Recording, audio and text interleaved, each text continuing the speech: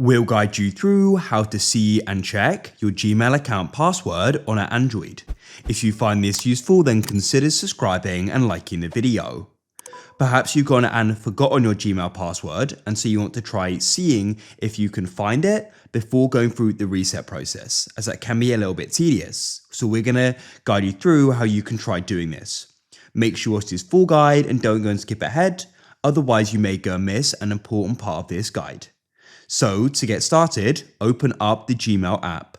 I've got it in this Google folder here, as you can see Gmail, but you can go and potentially go and swipe up and go and search for it if you're struggling to go and find it at the top of your device.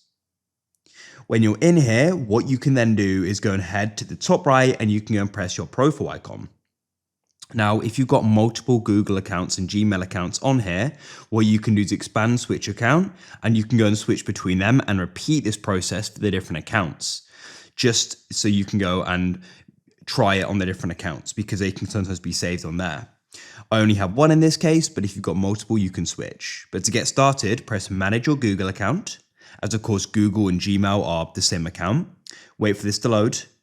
Then what you need to do is you want to go down to security and sign in. Then you need to go and scroll down and find password manager. You can always press search in the top right and go and type in password manager if you struggle to go and find it.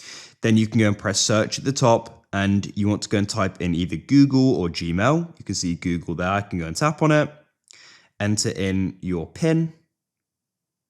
And then I can scroll down and this is what I was looking for. I can press the I to the right to go and reveal the password and I can then see it there. I've got another account here as well. And as I said, you can always go and switch accounts and try doing it with a different account if you want to. Leave a like if you found this useful. I hope you managed to achieve what you wanted to with this guide. Thank you for watching. Have a great day.